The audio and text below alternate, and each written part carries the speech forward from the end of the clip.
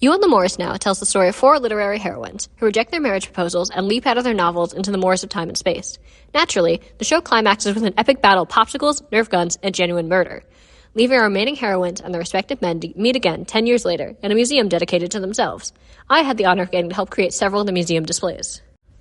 The main element I worked on was the marble busts of our 8 protagonists. In order to recreate our cast exactly, we decided to take digital scans of each of their heads and use those to 3D print accurate busts of them.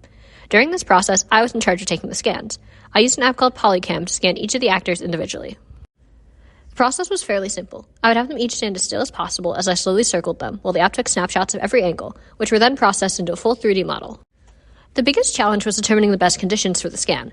After some trial and error, I discovered that full natural light was working the best, which was perfect since our dance lobby had huge windows that cast the perfect light.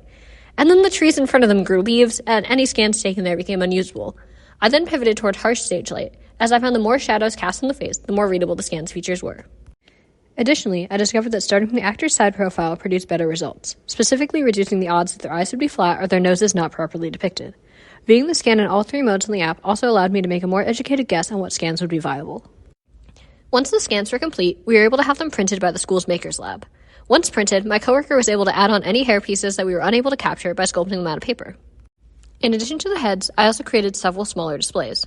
My proudest was the Thornfield Beans exhibit. One of the novels featured in the show is Jane Eyre, and throughout the show, several references are made to the beans grown at Thornfield. Using the leftover bean cans that were cut from the production, I put together a small display based off a mock advertisement I had made to hang in the pre-show lobby. I also painted the remaining hand-propped bean can to match. My final contribution to the museum was writing the small placards that sat next to the heads and other displays. I pulled references from both the show and the original novels to make each description actually realistic. This ended up being a great choice, as many audience members came up to look at the museum set after the show ended each night, and were able to see a cute little Easter egg that helped show how much time we all put into this production. My other non-museum work on the show was the design of the playbill. Due to the literary origins of the show, I designed the pages to look as though they were from old fancy collector's copies of books, with fancy page borders and old swirly fonts.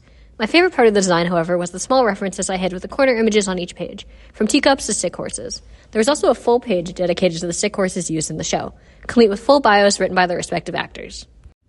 While my main role in this show wasn't in allied crafts, I did get to tackle some fun challenges and designs, expanding my interest in this area even more. You on the Moors Now is a very unique show, and I hope that these small parts gave you a good glimpse into its wild world.